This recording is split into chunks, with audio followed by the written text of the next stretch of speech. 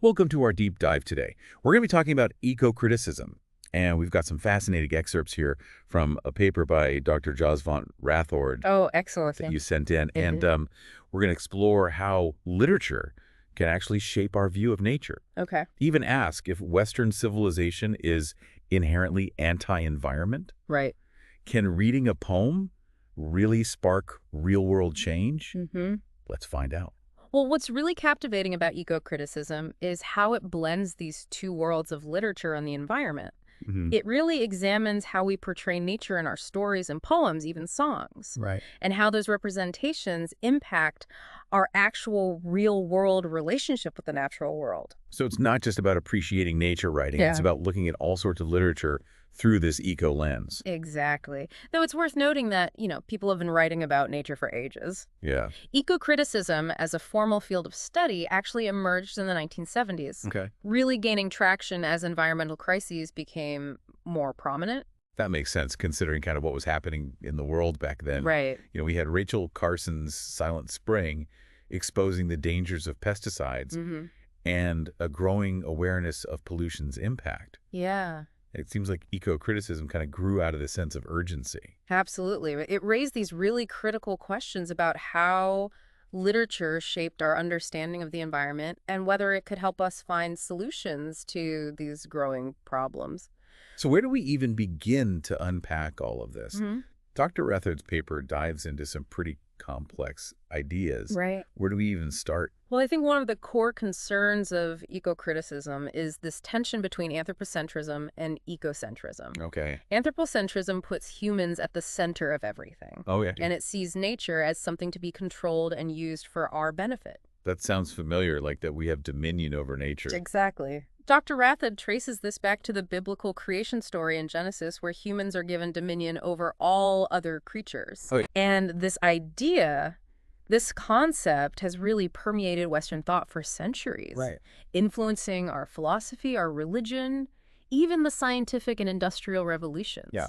Think about it. Okay. We often frame environmental issues in terms of their impact on humans rather than the inherent value of nature itself.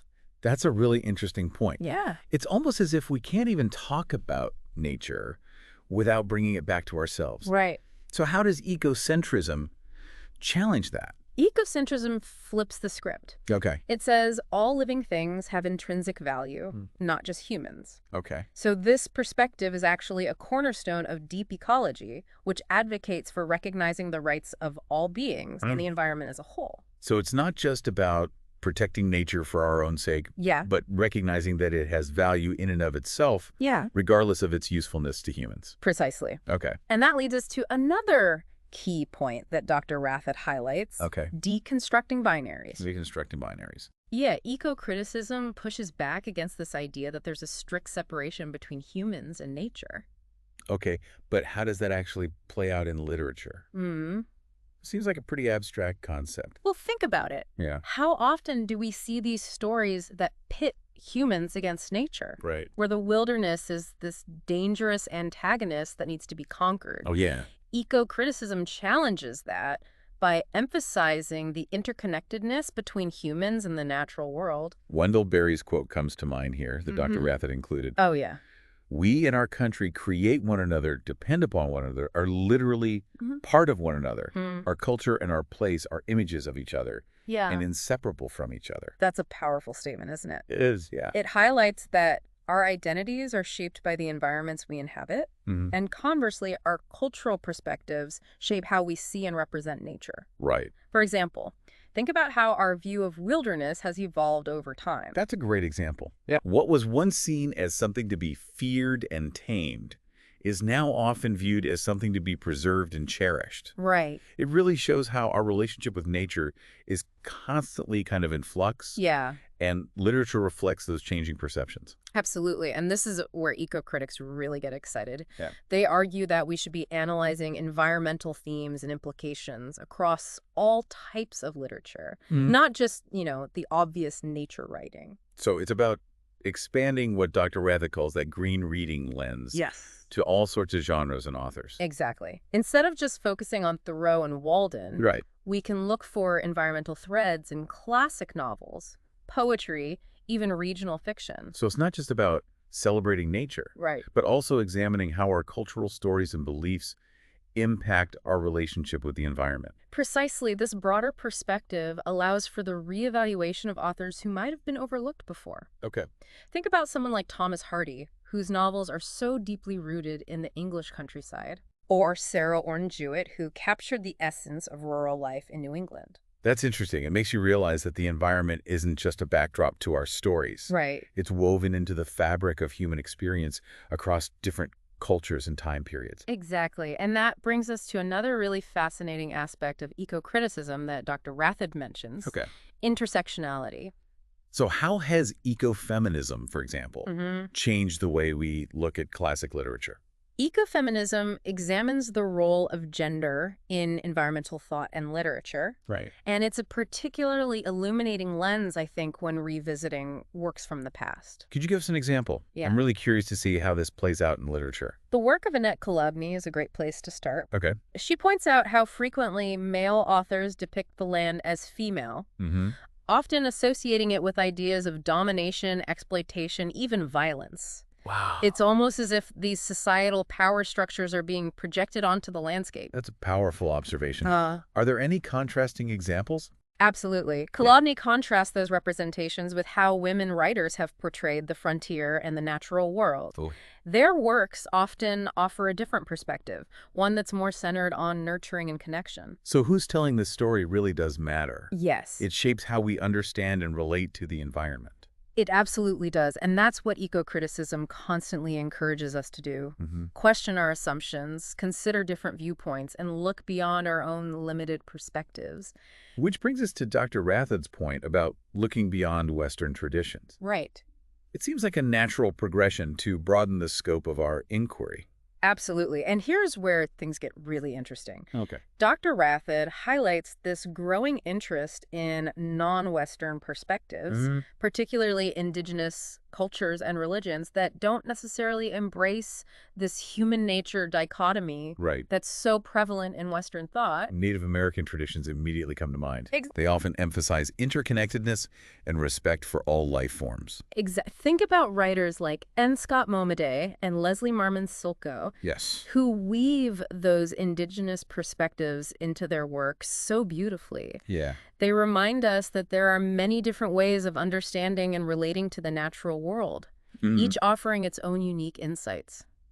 This deep dive is already changing how I think about literature and its power to influence our views of nature. Yeah. I'm starting to see connections I hadn't considered before. It's the beauty of ecocriticism. Yeah. It opens up these new avenues of exploration, and it challenges us to reconsider our place in the world.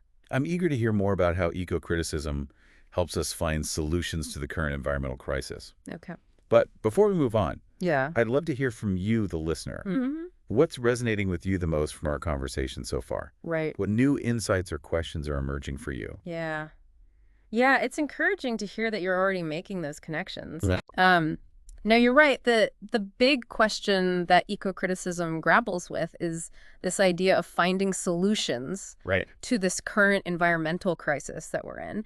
And Dr. Rathod points out that there's a little bit of a debate within the field on this. Oh, that's interesting. Yeah. It seems like a field that would be unified in its goals. Right. What are the different viewpoints? Well, some ecocritics believe that the only way forward is to completely reject that deeply ingrained Judeo-Christian anthropocentrism that we were talking about earlier.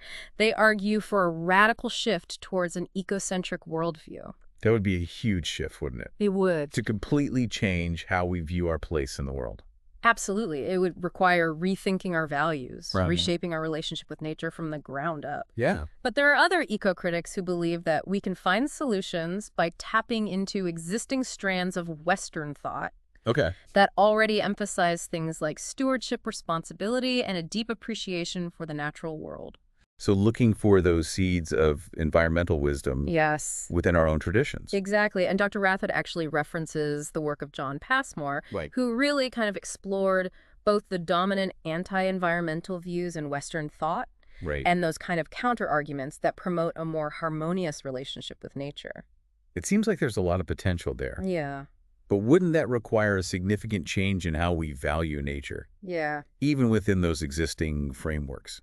That's a great point. It would definitely require a shift in emphasis, Yeah. a reevaluation of our priorities.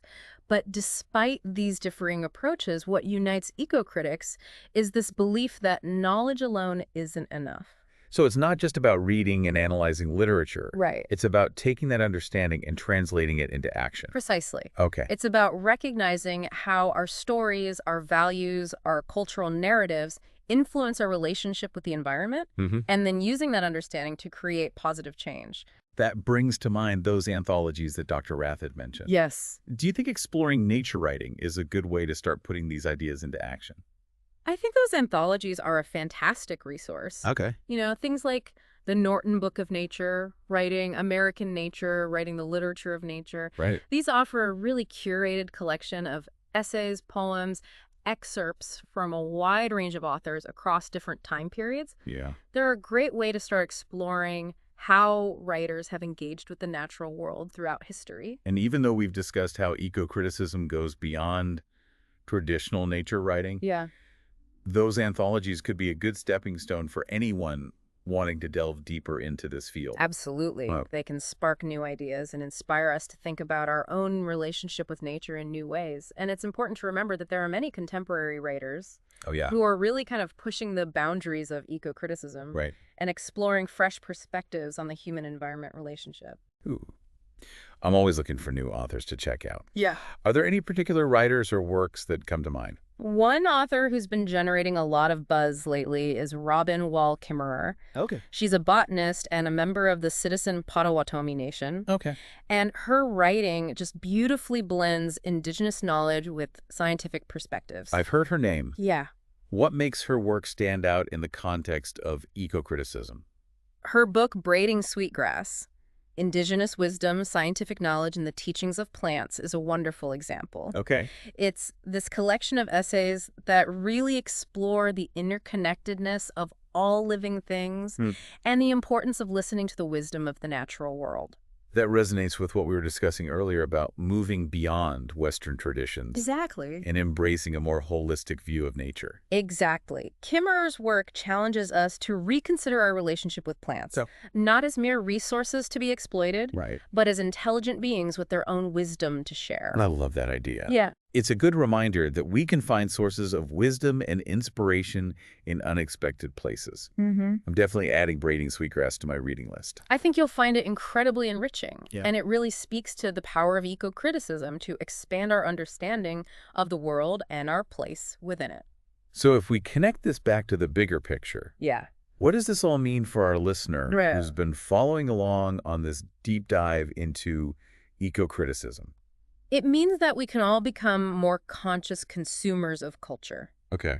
When we read a book, watch a movie, even listen to a song, Right. we can ask ourselves, how is the environment being portrayed? Mm-hmm. What values and assumptions are being conveyed? And how does that connect to our own beliefs and actions? Precisely, eco-criticism encourages us to be critical thinkers, Okay. to question the dominant narratives, and to consider the ecological implications of our cultural choices. It's not just about being green in our daily lives, Right. but about cultivating a deeper understanding of this intricate relationship between humans and the natural world. And using that understanding to make choices that benefit both ourselves and the planet.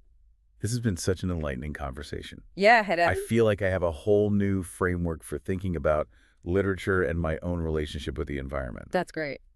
But before we wrap up completely, Okay.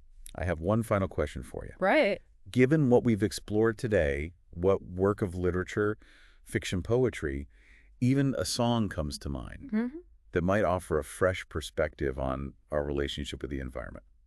That's a great question. It's got me thinking, too. There are so many possibilities. There really are, but one that immediately springs to mind is A Sand County Almanac by Aldo Leopold. Ah, a classic. I've been meaning to read that one for ages. What makes it stand out for you in the context of eco-criticism? Well, Leopold was a forester and a wildlife ecologist. Okay. And his book is this collection of essays that really beautifully blend scientific observation with philosophical reflection. Okay. It's considered a foundational text in the field of conservation ethics. So it's not just beautiful nature writing, it actually offers a framework for how we should think about our relationship with the land. Exactly. Leopold introduces this concept of a land ethic, Okay. which calls for extending our ethical considerations Mm. beyond just humans to include the entire ecological community. That idea of community seems so central to ecocriticism, doesn't it? It does. Recognizing that we're all interconnected and interdependent.